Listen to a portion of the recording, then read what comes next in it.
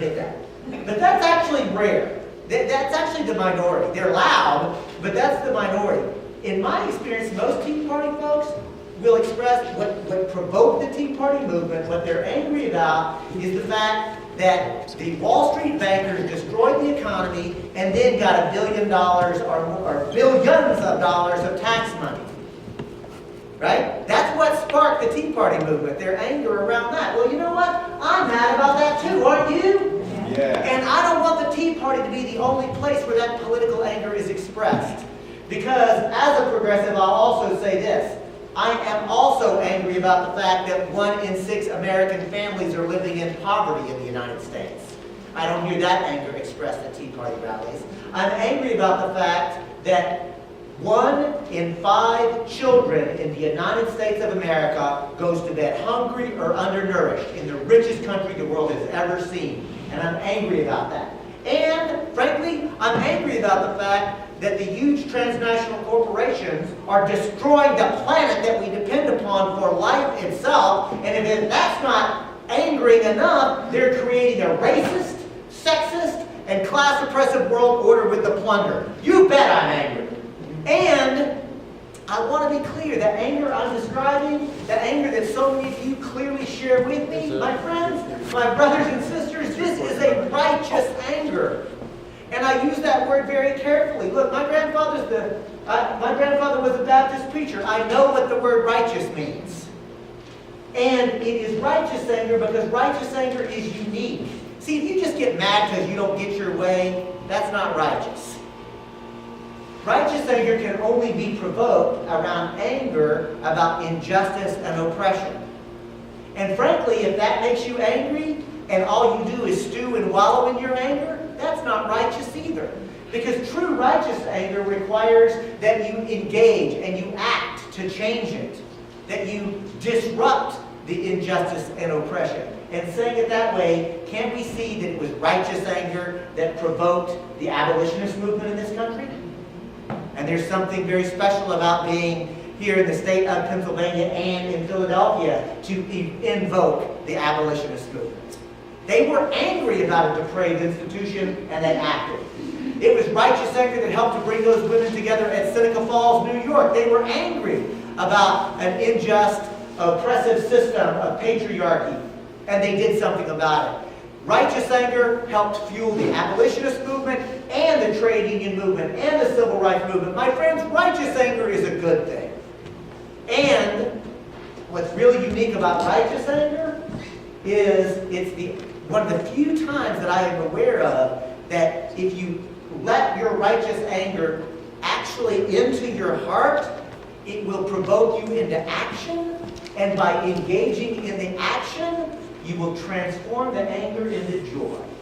It's the most beautiful phenomenon if you really will commit yourself to working against injustice and for justice. Your anger will not just dissipate, it transforms because you'll have the experience of working for the higher calling of what the best parts of us are as human beings. Because being in relation to other people who were committed to love and peace and justice, and yes, I did invoke love. And I think that we ought to talk about love as part of what we're actually about. These are not just policy issues. These are about the deepest, most profound parts of what it is to be a human being. This is actually a beautiful movement that is beginning to bubble up, right? So yes, I'm an angry American, but I'll tell you something else. I'm also very sad because I can remember a time in my life when I could say I was a proud and patriotic American and I didn't need any other qualifier.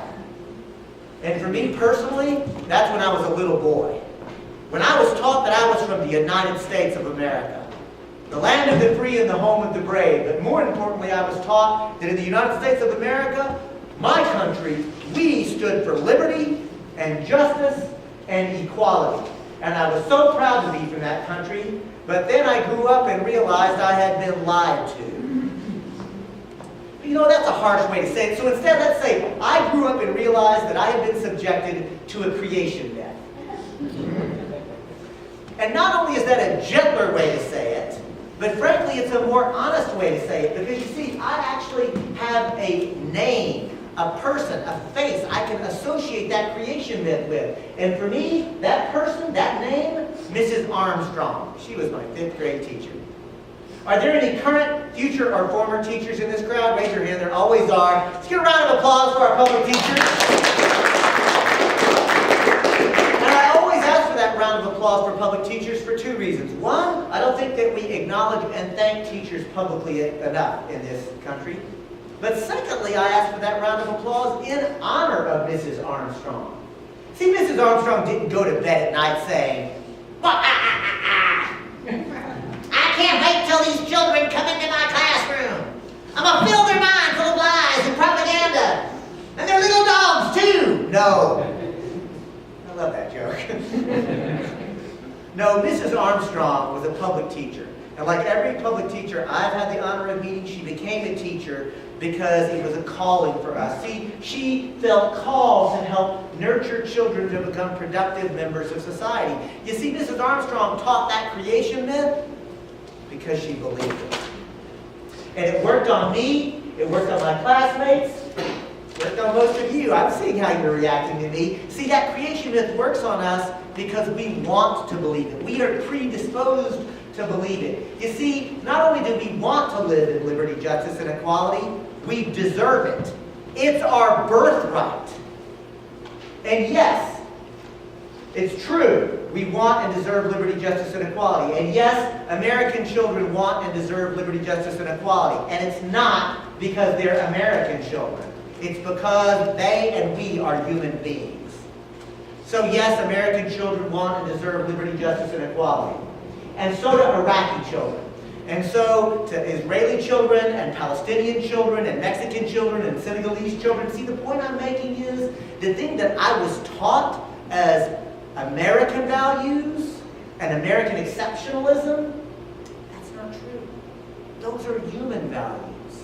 And really, if we're opening our hearts and our minds to the actual moment that's really in opportunity, as this growing movement is happening, it's not just a movement in the United States, because Arab Spring, hello, look at the global South, look all throughout Latin America, a democracy movement is beginning to bubble up. And so, I'm challenging us to open our hearts and open our minds and really think clearly about what it is that we want, what we really want. And is it merely a policy change, or is it trying to usher in a new dynamic of social, political, and economic relationships where we can actually live in peace, justice, democracy, and ecological sustainability? See, that's actually where I think that this movement needs to be going. We need to actually be willing to both be inspirational enough, but also we have to aspire to it. We have to be willing to actually say what we're for.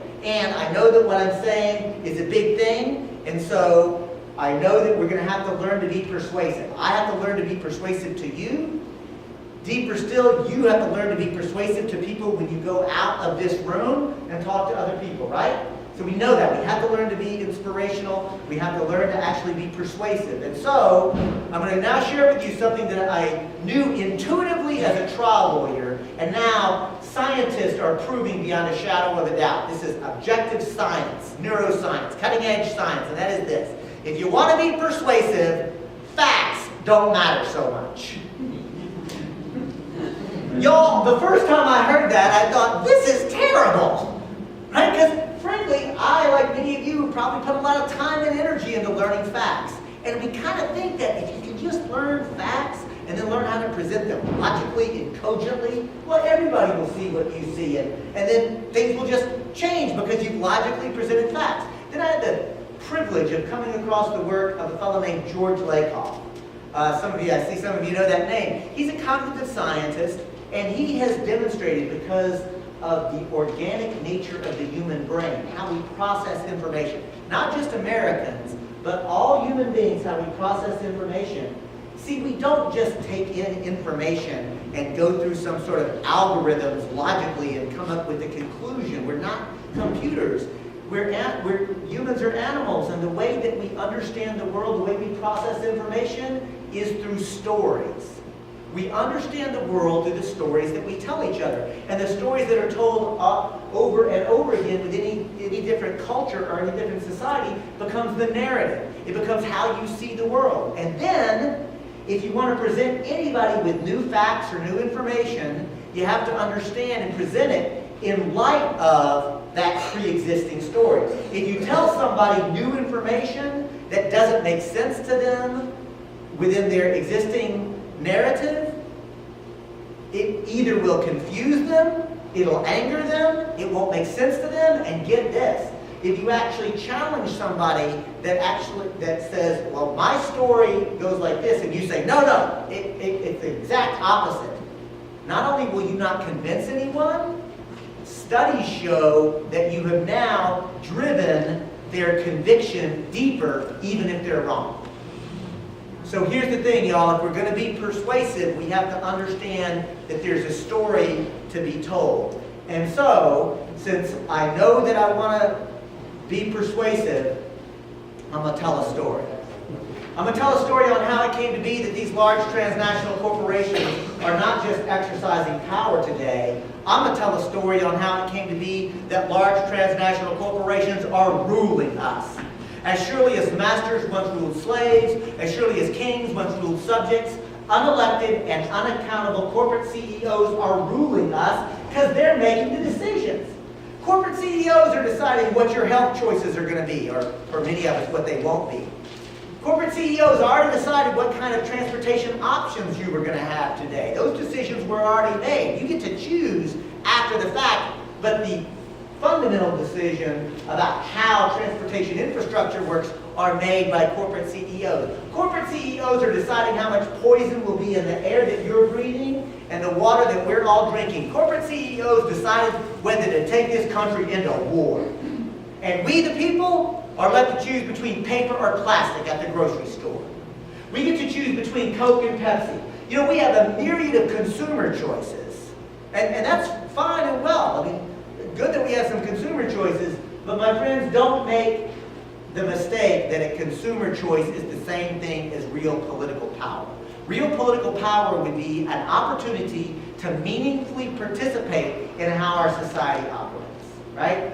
And since I'm going to tell a story, I want to do two things. Number one is to be very clear, transparent, to ask you, as I tell this story, ask yourself, is this a story that only political progressives can hear? Or has David formulated a story that fits within the larger narrative of the American political experience? Is this a story that could be told not just to political gatherings of progressives, but could this go into a pool hall or a bowling alley, a laundromat? Is this a story that we could see ourselves telling to folks who may not share our political ideology?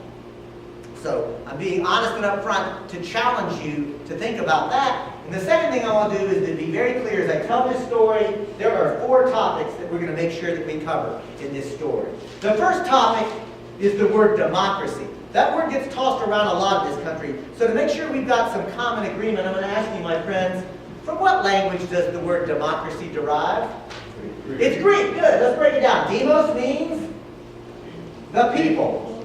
Kratia means power or rule. So literally, in Attic Greek, the translation is the people rule. So, quick pop quiz. How many of y'all believe we, the people, are ruling in the United States? Don't be shy. Look around. I'm not joking. Look around at one another. Not a single hand in the air. I did this presentation all across the country. Last year, I did over 150 of them. This year, I'll do more than that. I ask this question everywhere I go. Almost nobody raises their hands. That is a problem. Occasionally, I get 1 or 2. We'll talk about one in the end. But the point... Okay, I don't want to interrupt. But you did, if you want to keep going, I can save my question for later. It might be helpful, so if you just tell the story, but I'll come to you first. All right. So the thing is that almost nobody raises their hands. As I said, 1 or 2 people usually will, but 1 or 2 out of a crowd this size, that's a problem. But saying it another way, I think it's a good thing. What? No. It's not a good thing that the people don't rule. I think it's a good thing that none of you raised your hands, or only one of you did. See, because I agree, I don't think the people are ruling in this country, and I think it's a good thing that as a movement, we're finally coming to terms with that. That is a hard truth to say out loud in this country. But the reality is that a small ruling elite are, in fact, making the public policy decisions in our lives. And thank you that we now know an easy way to talk about that, the 1%. That there is a small ruling elite who are actually in charge. And that brings me to the next topic, which is the word sovereignty. My friends, if I just had the word the sovereign on the board, who or what would you think of? Quick, the sovereign. King. King. I bet almost all of you, that's where your head went, right? The king. That's because the word sovereignty means the authority to rule.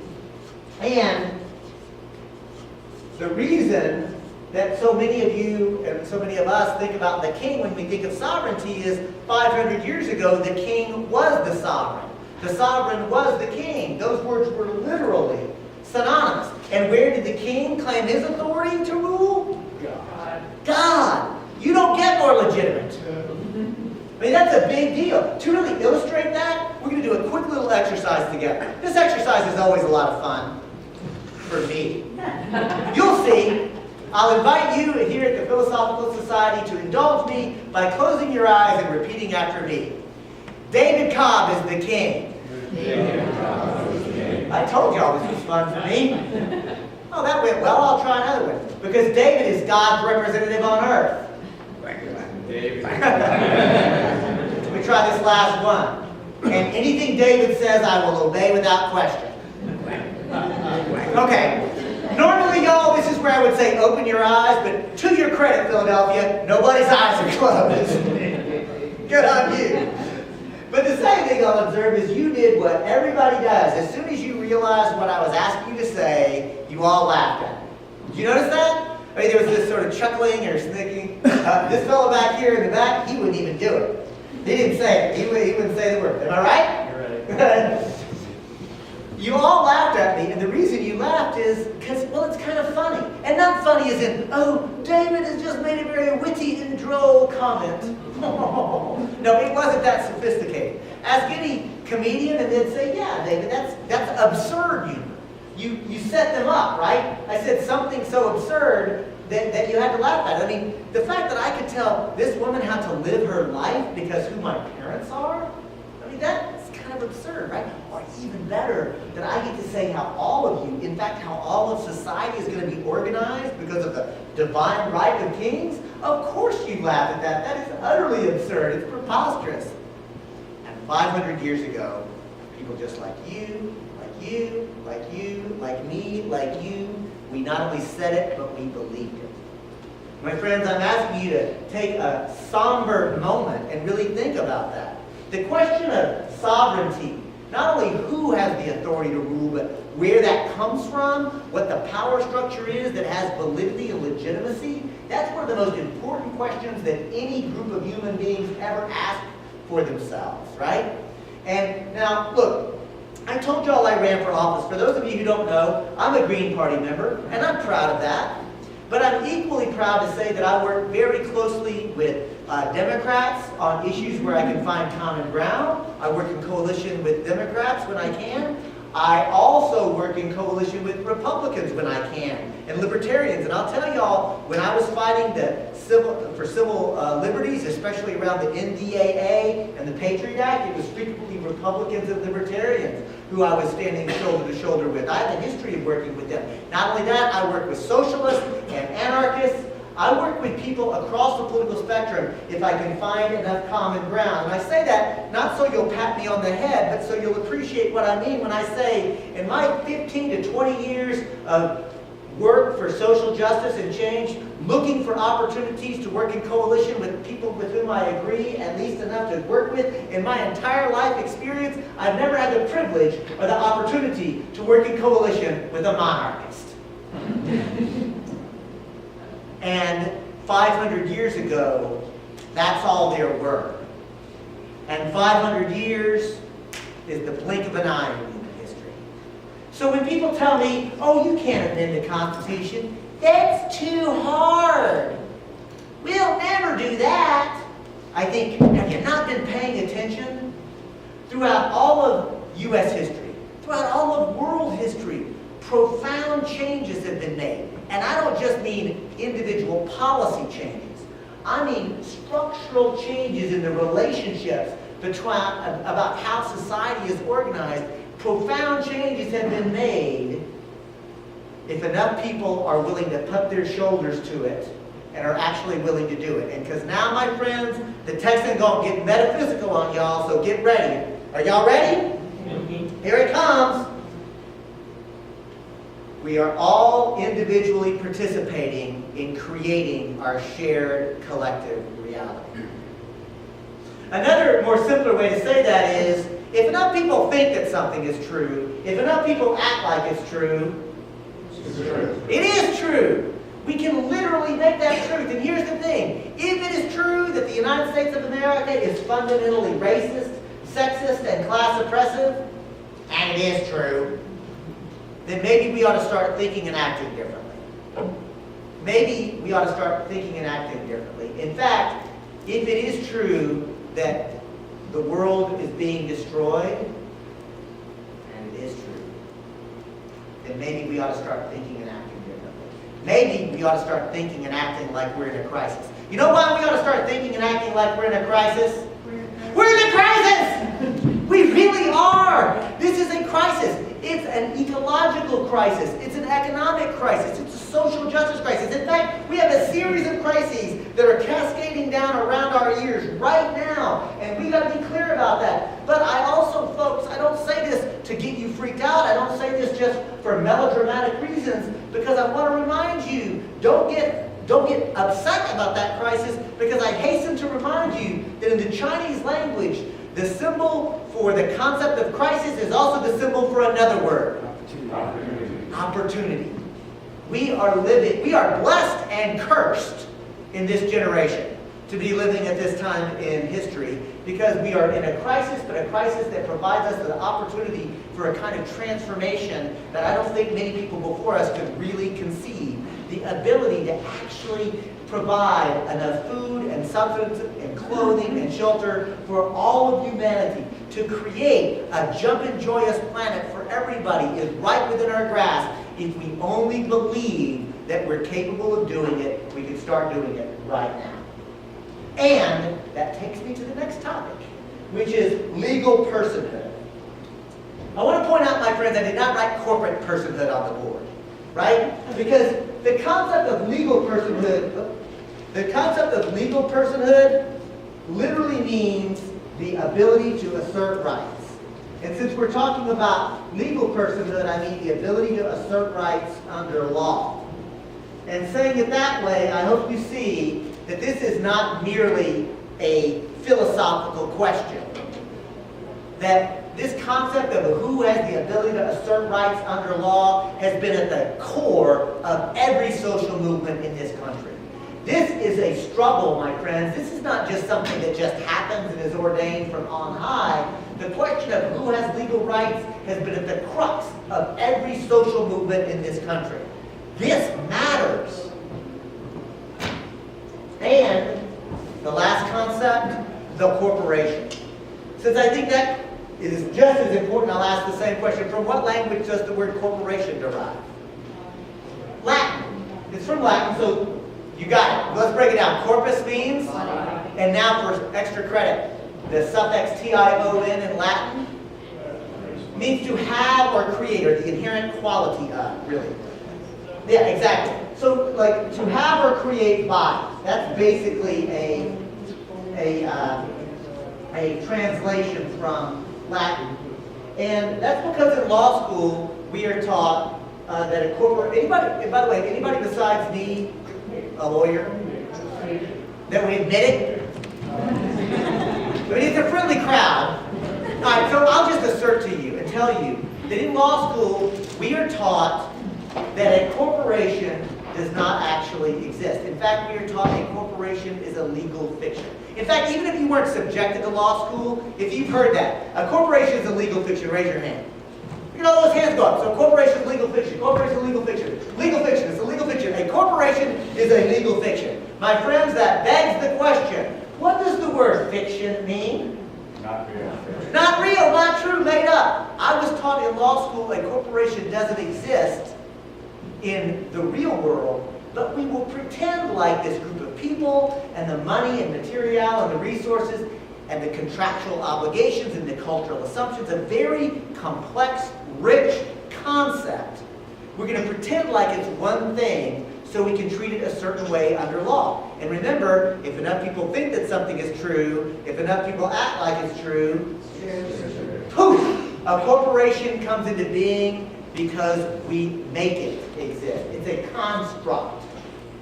And the word corporation comes from Latin because the first corporations ever created by the genius of clever human beings occurred during the Roman Republic. Not, by the way, during the Roman Empire. And sometimes I wish we would ask ourselves more often, what happens when a republic devolves into an empire? Because that might be an important conversation to have today. Just saying. But the thing is, those Romans created the corporation and the concept for a reason. For example, y'all heard the phrase, all roads lead to Rome? Who said that before? Yeah, lots of us have said it, right? All roads lead to Rome. Well, check it out. That road system was literally built and designed by a Roman corporation. Likewise, the aqueduct system, that amazing bit of engineering that moved water all across the Italian peninsula, without electricity, by the way. Humans are clever. That aqueduct system was built, designed, and operated as a Roman corporation. Likewise, the first universities, the first hospitals, can you guess? Corporation, corporation. So, a quick pop quiz. What is a road system, a water system, a university, a hospital? What do they all have in common? Yeah, they were that, but... Well, they all have to live longer than people do. Well, they do that, but say it louder, sir. That's Public commons. everything that I just described, where I was, like, all of the things that you said were true, but the point I wanted to get to, these are all public infrastructure or public projects. The genius of the corporation as a concept was to take private money, material, and resources, organize it for a public use. But get this, unlike taxes, which are taking private money for public purposes, the corporation is voluntary. Taxes are mandatory, right? I mean, I don't know about you, but when it's tax time, nobody shows up and tries to entice me to pay taxes, right? That was true for the Roman centurions too, right? They showed up and said, tax time, spears out, give us money. The corporation was a genius idea because it enticed people either through a charitable donation or through the possibility of a return on investment to actually do things. So David Cobb is not anti-corporation. The Move to Amend Coalition is not anti-corporation. That's something very important. I think corporations have historically played important roles in society. Today, there are many corporations that are doing good work and that are doing important things. I think it is not very politically sophisticated to just be anti-corporation. That doesn't make sense. A corporation is a tool or an instrument. You know, it's just the wrong way to think about it. But I also want to point out something, my friends. This is not how the modern transnational corporation is operating, is it? That's because the modern transnational corporation actually comes out of the 14th and 15th century of Europe. You know, the age of discovery. I put that the word discovery in imaginary quotation marks, right? Because after all, what did the Europeans discover in the 14th and 15th century? Well, Africa, Asia, later North and South America. Newsflash, there were people living there. They weren't lost. They didn't need to be discovered. In fact, they weren't discovered. Because if we're going to be honest, if we're going to be courageous, let's confront the reality. The 14th and 15th century wasn't the age of discovery at all. It was the age of rape and pillage and plunder and murder. There's one word that sums that up for me, and that's empire. It was the age of empire. And check this out, because this is important. The modern transnational corporation didn't just accidentally get created during this time period. The modern transnational corporation, in its first configuration, were called joint stock companies, and they were instruments of empire. They were intentionally, deliberately created to facilitate imperialism. In fact, one of the most early of those joint stock companies was known as the East India Company, literally designed to militarily conquer the entire subcontinent of India, and, as if that's not just outrageous enough, then to destroy the existing civilization and institutions that existed, and to force those people to then work and labor to steal the resources from their own land so that they could be sent back to the shareholders of the East India Company as profit. It was a business model based on empire and theft. Another of those early joint stock companies was the Africa Trading Company. Anybody want to hazard a guess what the Africa Trading Company traded? My friends, I want to use myself as an example because I think that white people have to talk about race more honestly and fairly. And I'll admit to you that if I'm just being casual and just ask, what did the Africa Trading Company trade? The word that would pop into my mind, slaves. Because I was taught about the African slave trade, right? The transatlantic slave trade. I was taught about how wonderful it was that Harriet Tubman was a runaway slave who helped other runaway slaves, and Sojourner Truth, the runaway slave. And I was taught to revere that, and that was a good thing. But now that I've made such a big deal of that particular word, I want to ask y'all, folks, when the Africa Trading Company existed back in the 15th and 16th century, was Africa populated by a bunch of slaves? No, Africa was populated by people. People. Africa was populated by people. And may I say, with some trepidation, but with conviction, Africa was populated by people who were basically just like me. Now, I say it with trepidation because I know what skin color I have. I know my pigment. I'm not stupid. But I say it with conviction because Africa was populated by human beings. And if you ask any scientist, they will tell you race does not exist. Sure, skin color exists, and eye color, and there are things that exist. Even ethnicity and nationalities exist, but race doesn't exist at all. But check this out. Racism damn sure does. Wait, how can that be? Oh, I forgot. If enough people think that something is true, if enough people act like it's true, poof! Race is a construct, my friends. It was created. And it was created for a reason. And get this. That reason was not just to justify slavery. It goes even deeper than that. It was to confuse people. Confuse white people. Because whiteness didn't exist before. Yes, ethnicity exists, but whiteness was created in the United States of America. And it's all tied into slavery. And it basically goes like this. If you're poor, working class, white, then you know, man, the boss man has his boot on my back constantly. I hate this. This is terrible. This system isn't fair. In fact, it sucks. I don't like this. Hey, at least I'm white. Whiteness got created to confuse white people. That is, people with my pigment, to prevent us from being able to actually see the economics and the fact that indentured servants were working collaboratively with enslaved Africans. That is, indentured servant class Europeans were working with enslaved Africans together in the colonial period and the period immediately after the American Revolutionary War, and the ruling elites helped to create this idea that whiteness meant something to prevent, to take the white working class to say, look here, if you start acting like those black folks, we're going to start treating you like those black folks. It's confusing to us. I think it's really important to say. And the reason that I'm drawing into this is to tell you explicitly, and the reason that this matters to this conversation, two reasons. Number one, they are inextricably linked. Racism, militarism, imperialism, and corporatism are inextricably linked. And what links them? Exploitation and oppression. That is the core. The second reason I think it's important to recognize is that if we're going to build a genuine democracy movement to actually come to take on the 1% and to change the relationships, we've got to commit ourselves to building a multiracial movement that is willing to confront whiteness and white supremacy and what that means, and just have honest conversations around it. Now, I want to remind y'all this is a story, right? And since it's a story that's specifically an American story, I want to now bring it to America and ask this question. And this is very good because of where we are specifically, you'll see what I mean, because here's the question. How many colonies in the founding of the United States? Come on, y'all, everybody knows this. 13. I mean, we're in Philadelphia. That's kind of a question that y'all would know, right? So we're in 13 colonies. But colonies, colonialism, imperialism, that's interesting. But of those 13 colonies, here's a real question. How many of those 13 colonies were actually corporations?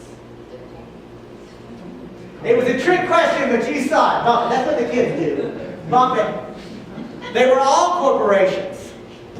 And that is to say that it took the king to create them. Now somebody might say, that's ridiculous. You know, Pennsylvania was already here. Massachusetts was already here. The king didn't just create it. But that's why it's a trick question. Yes, Pennsylvania, the land was already here. Right? The people who lived here was already here. The forests and the rivers and the streams. You know, reality was already here. But it took the king to create Pennsylvania. It took the king to create Massachusetts. And the king created each one of these colonies by the use of a very specific legal instrument. Anybody know what that instrument is called? Say it louder. A charter, that's right. And so we're going to do another quick little exercise to illustrate how it is that the king created Pennsylvania, Massachusetts, and every other colony by the use of a charter. To do this exercise, I'll be the king. Why do y'all think I get to be the king in this exercise? Because I'm telling the story. That's right, Shepherd. This is the thing. Remember when I said that stories were important? It's also important that we ask ourselves, who's telling these stories? Because whoever's telling the story has inordinate power. And we ought to be thinking about that when we think about the fact that a small ruling elite control all of the media in this country and are constantly bombarding us with particular stories. It might matter if we actually learn to deconstruct the stories that we're told. But at any rate, in this little story, I'll be the king, and now I will create, and I know that we're in Pennsylvania, but with your permission, I'll create Massachusetts, because I actually know the actual charter of Massachusetts, right? And that will become important, and you'll see why. I, the king, with all political power coming from God, your sovereign, will now create Massachusetts. But listen, I'm the king. I'm not going to bother with the day-to-day affairs of governing or administering Massachusetts. So instead, I will create a royal governor, the position of the royal governor. And I will assign the royal governor the responsibility, quote, to plan. This is an actual quote from the original charter that created Massachusetts. The royal governor has the legal responsibility, quote, to plant, to rule, and to govern this new land in my name, in the name of the king, to benefit me, the king, but also to benefit the other shareholders of the joint stock company known as the Massachusetts Bay Trading Company. You see, Massachusetts began as a for-profit corporation on the same business model as the East India Company. Virginia was the Virginia Company. Rhode Island was the Rhode Island Province Plantation. Georgia was a penal corporation where basically enslaved people worked in prison conditions. Quick question. Anybody know what skin color the original prisoners had in the Georgia Penal Corporation? Louder. White.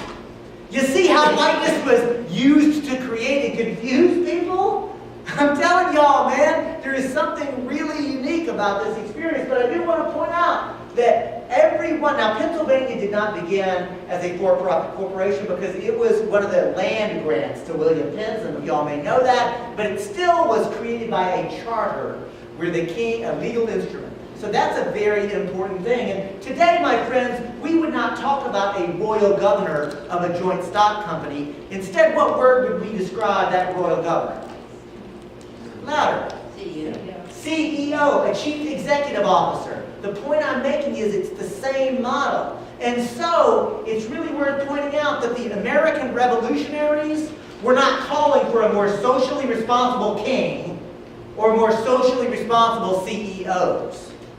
Maybe today we ought to do the same. Maybe we ought to raise our aspirations. I don't know about you, but I don't want to just call for a little less death, a little less destruction. Oh, Massey Corporation, would you please not kill quite so many coal miners? Oh, you know, name it. British Petroleum, would you please not destroy the entire ecosystem? Right? Maybe we could raise our aspirations the same way the American revolutionaries did. And frankly, I think it's also worth pointing out the Boston Tea Party that is celebrated today. Y'all, do you think that all the tea was thrown in the harbor that night? Does anybody know what tea was specifically thrown in the harbor? Louder, Shepherd. East India Company. East India Company tea, and only East India Company tea. The Patriots that night were engaged in an act of nonviolent civil disobedience that was targeting a specific multinational corporation because of the ties and control it had over government. Sometimes I wish that the current Tea Party movement would do just a little more history and recognize what they are celebrating, because I would celebrate that as well. It was nonviolent, but it was also an act of civil disobedience. By the way, civil disobedience that resulted in millions of dollars, in today's terms, of property destruction. But it was an act because they saw that the role that the corporation and government had played in collusion together, and that it was impacting them in a negative way. And my friends, it's true that I said the American revolutionaries weren't calling for a more socially responsible king, but let's be clear. A decade before the revolution actually erupted, those people who would become revolutionaries, they were actually on their knees writing letters to the king that went like this. Oh, Father King, oh, Father King, because this is only for me. Oh, Father King, would you please intervene on our behalf, because your royal governor is implementing unfair laws. Business and international trade rules, by the way. It wasn't just taxation without representation. It was the Stamp Act and the Navigation Act and a whole series of laws. King, they said it's unfair because these laws being passed by English Parliament unfairly benefit the East India Company monopoly against against us, your good subjects. Quick pop quiz. Anybody know what percentage of the English Parliament passing these laws actually owned the shares in the East India Company? 100%! I wonder if that's related. Oh, Father King, they said, would you please intervene on our behalf? It was the most sniveling, groveling language you can imagine. And I don't know about you, but I'm keenly interested in trying to understand what were they talking about amongst themselves. What stories were they telling each other that convinced them to stop groveling and boot kissing before the king? What stories did they tell to convince them to get up off their knees and to stand up straight, put their shoulders back, put their chin up, look directly at the king, you know, the king who claimed cultural authority from God, to look behind the king and see the most powerful military the world had ever assembled and said, you're done, get out, we're going to do it different. Because let me tell you something, folks, that process I just described, that is magic. And I want to be clear, if just one person stands up against injustice and oppression, that's a courageous act, and it needs to be applauded, and we need to thank them for it. It's not magic. You see, the magic can only be invoked when one person stands up against injustice and oppression, and somebody to her left stands up, and somebody to her right stands up, and you get this collective standing up together. That's when the magic happens, and at this point, I just have to say, may the goddess bless the Occupy movement. Right? You can applaud, you can whistle, you can cheer. May the goddess bless the Occupy movement, because I think Occupy was and is magic. It was magic because, let's be clear, they weren't just challenging us to occupy public space, as important as that is. The Occupy movement challenged us. The Occupy movement dared us. The Occupy movement invited us to occupy our own imagination space, to imagine what it might be like to actually think and live differently, right? That's a magical phenomenon. And I said it was and is magic because it's true that we now know that the Obama administration and the Homeland Security colluded together to literally destroy the Occupy encampments. You know why? I believe because they saw it was a place where nonviolent revolution was actually brewing. People were having revolutionary conversations because they were talking honestly about how society operated, and were experimenting with let's just do it collectively and collaboratively and cooperatively. we're just going to do a little experiment in this occupied public space where we're going to like come together and make decisions separate and apart from the state. And that scared the bejesus out of all the rest of the ruling elite because they saw what it was. But when I say it still is magic, because although those encampments may not be there, Occupy remains. And I don't know about you, but I want to be clear. The Move to Amend Coalition would never dare to speak for Occupy, but we happily collaborate with Occupy. And we are looking for opportunities as Occupy 2.0 rolls out. Because I don't know what 2013 has in store for Occupy, but whatever it is, I'm going to be right there in with them, right? Because these folks are onto something and something important. And now, I do want to remind y'all that there was, in fact, a revolution in the United States. Back to my story, and not to spoil it for you, but in the American Revolution, the colonists won. But that's important because whenever you win an actual revolution, then you get to rewrite the rules, right? And after the American Revolution, a new legal instrument is created. A new document is created to be the supreme law of the land. What's that document called? The U.S. Constitution. How many of y'all have read the Constitution? Okay, good. Lots of hands go up. Y'all read my papers. See if I get this right. I would tell you when you read the Constitution in its entirety, not just individual words. Obviously, you have to read individual words to really understand anything. But as my mama said, son, look for patterns. Like if you really want to understand something, you have to see it as a system, how it relates to other things. When you read the Constitution in its entirety, you will see two principal actors at play. The first actor is the most important actor. In fact, it's so important as the first three words. Folks, those are hallowed words in this country, and they should be. See, we the people come together to create the second actor, which is government itself. Said it in another way, we the people create government. Government is a construct that we are collectively creating. This is very important. We the people in this document are described as free and sovereign. What does the word sovereign mean again? The authority to rule, because the king isn't sovereign anymore. We kicked his butt out. But check this out. Government isn't sovereign either. In fact, government is subordinate and accountable. Government is subordinate to whom? We the people. Government is accountable to whom? We the people. That's got a ring to it, doesn't it? I like how this is going. Let's continue. We the people are free and sovereign because we the people have rights. Government does not have rights. Government only has duties. And my friends, I got to stop for a moment. As a lawyer, let me be very clear. The difference between rights and duties is profound. If I have the right to do something, it means I can do it. I don't need your permission. I don't need this group's permission. I don't have to go to the city of Philadelphia City Council and get permission. I don't have to go to the Philadelphia or the Pennsylvania State Legislature and get permission. Thank goodness with your crazy ass legislature. I don't have to go to the United States Congress to get permission. Man, I'm from Texas, y'all. I don't need my mama's permission. Legally, I don't need my mama's permission. You get my point, right?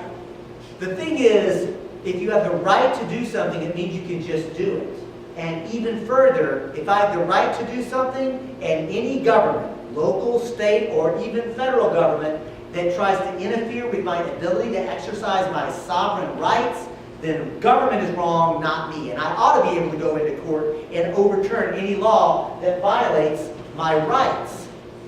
And government does not have rights over the people. Government has duties to the people. And where those legal duties come from? Well, remember, in this framework, we the people hold all the political power. But let's just be clear about something. Here's a quick little pop quiz.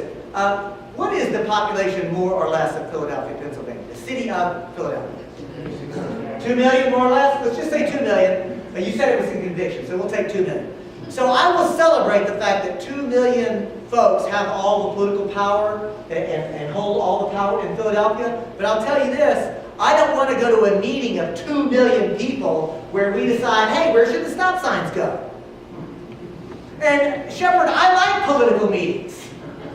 I'm not going to that one. Can you imagine? Now imagine trying to do that with how many people in the state of Pennsylvania?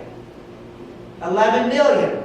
Now do it with 315 million Americans, right? It's inconceivable. So the point is, yes, the people hold all the political power in any jurisdiction, but in this framework, we the people delegate a certain amount of our power to government. Do we delegate all of our power to government?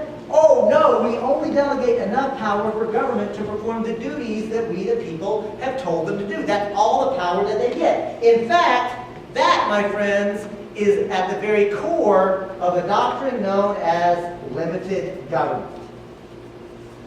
Government is limited in its power only to perform the duties that we the people have told them to do, and they don't have any more power than that. Oh, and by the way, the governmental duties that are being done, how do they get performed? Why, the government performs their legal duties by writing laws in the public interest.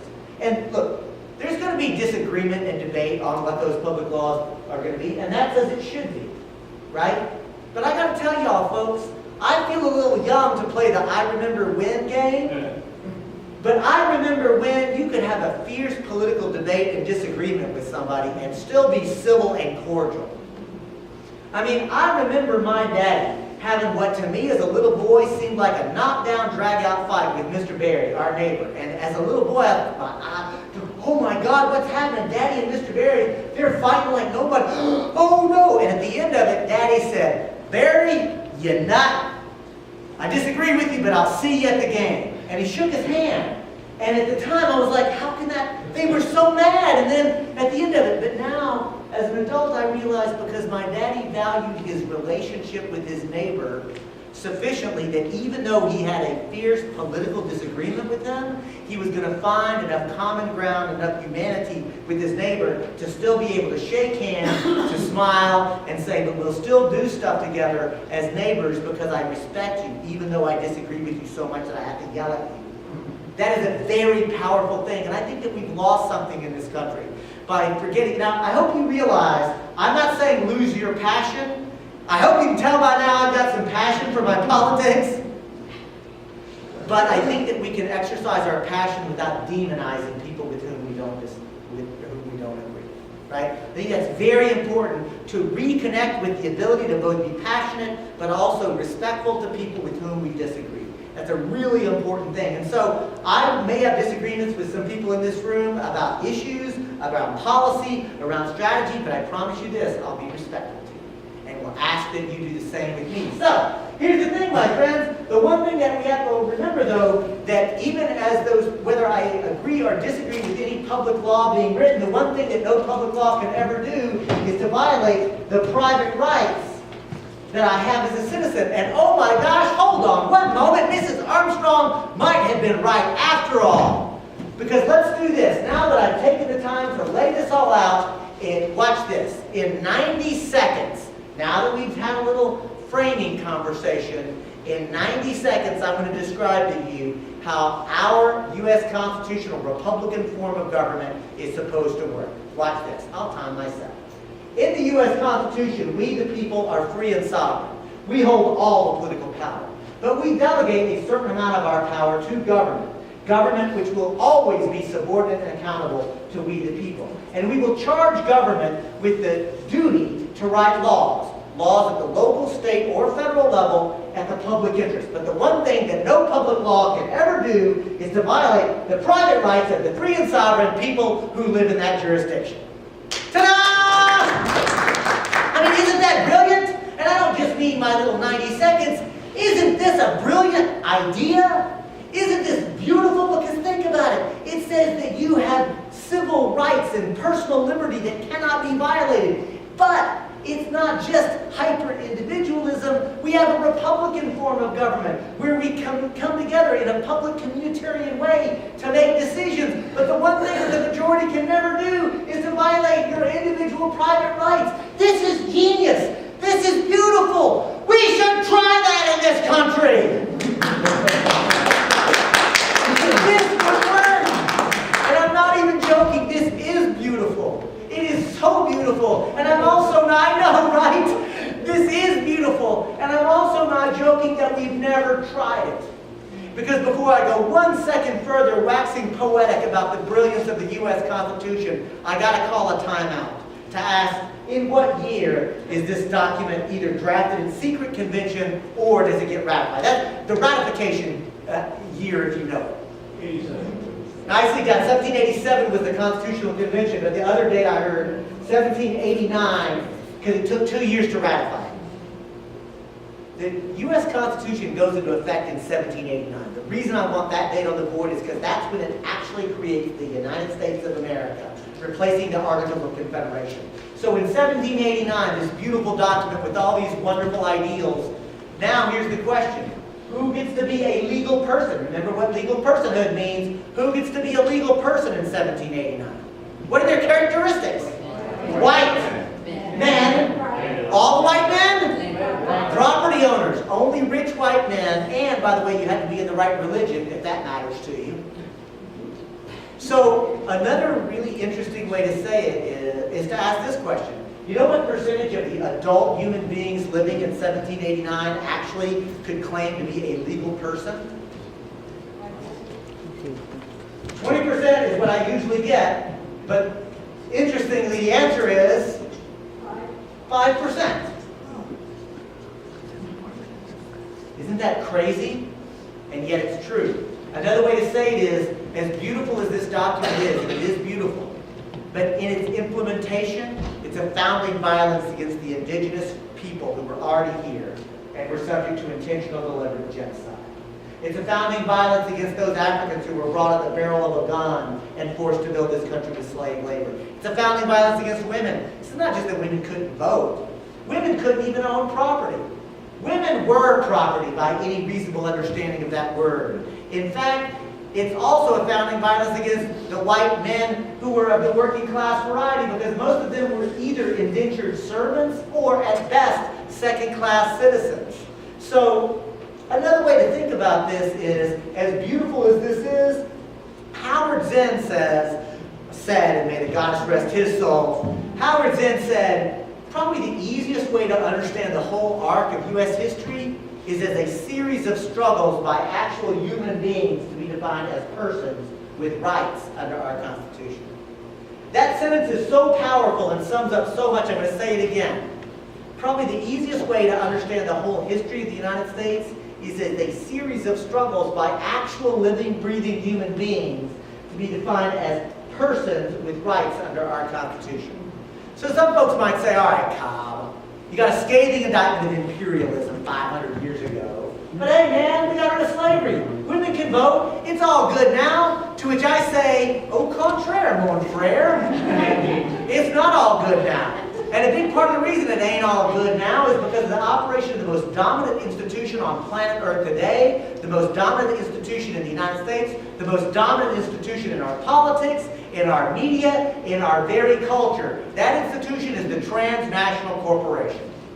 And since this is how our government is supposed to operate, and I hope, is this helpful to folks? Isn't that like a good refresher for civics? Since this is the way our country is supposed to operate, it might behoove us to ask, well, where should a corporation go? In order to do that, I want to ask this, before I put it on the board, I want to ask this. Anybody know what it takes to form a corporation in Pennsylvania today? Paperwork? $20. $20 for the application fee. More if you need a lawyer, but honestly, you don't need a lawyer. If you're relatively smart, you can figure it out. The process is all online. The application fee is super low, and as long as you dotted your I's, crossed your T's, and your $20 filing check cashes, do you know what the Secretary of State of Pennsylvania will do? Rubber stamp and issue you what? Charter. A charter, a certificate of incorporation or a charter. A legal instrument will be created by the Secretary of State. And do you know what you can do with your corporate charter under Pennsylvania law? Under the Corporation Code today, it says any lawful activity. Apparently, if you have enough money, you can do unlawful things and get away with it. But the point is that, oh, by the way, you know how long that corporate charter will last? Forever! As long as you pay your annual filing fee and somebody keeps up with the paperwork, it can last forever. Now, I want to take you back to 1789 and ask the same question. You know what it took to form a corporation in Pennsylvania in every one of the 13 states? And this was true for the next 75 or 100 years in this state and in every state in this country? I'll tell you. First, you had to apply, but your application didn't just go to a ministerial secretary of state. It went to the state legislature. And you had to convince the House of Representatives who debated and voted, and you had to get a majority vote. But that's not enough, because even if you got a majority vote in the House of Representatives, then it goes to the state Senate, where they will consider, debate, and vote on it. And you have to get a majority vote there. But even if that happens, you're still not through, because now your application and paperwork goes to the governor, who will consider it and decide whether to sign it or not. My friends, did I just describe a corporate charter today?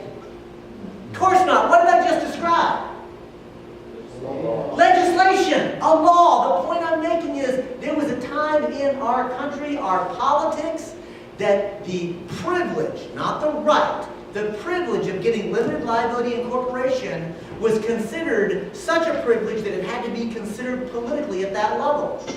Oh, and by the way, if you were granted the privilege of incorporation, it did not last forever. It only lasted 5, 10, at most 20 years. Every corporate charter was limited in time, and at the end of that time period, I mean, the business could continue, but the privilege of legal limited liability evaporated. And if you wanted to continue with limited liability, you had to go through the application process all over again. Oh, and by the way, you couldn't just do anything with your corporate charter, because in your application, you had to identify a public need that was not being met. And if you were granted the privilege, the only kind of business you could do was business that satisfied that public need. And if you did any other type of business, you know what happened to your corporate charter? Revoked! The corporate charter was revoked for going what's known in law as ultra vires, or beyond the authority. So, catch this. It's limited in time, it's limited in scope. So even if you are operating within the time limit for how long your corporate charter could last, even if you were doing a specific narrow thing for the public interest that you had been granted your corporate charter, if you never did anything that ultimately negatively impacted the public good, do you know what happened to your corporate charter? Revoked. Corporate charters were once routinely revoked anytime they violated the public interest. Now, a quick pop quiz. Somebody name a single one of the Fortune 500 corporations that could even exist today under those rules. I'm not saying the small and mid-sized corporations, even multi-million. I mean the big mega corporations. Not a one. Not a one of the way that these huge transnational corporations are operating today would even be allowed to operate in this country. Now, I'm not saying 1789 was the land of milk and honey. Slavery existed. The patriarchy was real. Women were being subjugated. Economic conditions were horrible. But what I am saying is the corporation as a legal instrument was appropriately and politically controlled. Right? So I'm not saying that corporations are good or bad. I'm saying that the legal system and how the law and politics treated the corporation, even when other bad things were happening, the corporation was appropriately controlled. So now that we know that it takes an action of state government to create a corporate charter, we know that the corporate charter can be used to hold the corporation subordinate and accountable. We know that the corporate charter describes the duties of what a corporation can do. We understand that a corporation should only be allowed to exist if it serves the public interest. Isn't it obvious that here's where the corporation should be? And so, my friends, thank you for your patience, because here comes the punchline. When the U.S. Supreme Court comes waltzing in and says, oh no, we're going to now tell you, 9 of us, scratch that, 5 of us, are going to tell 315 million of you, you have to treat a corporation as if it's a person with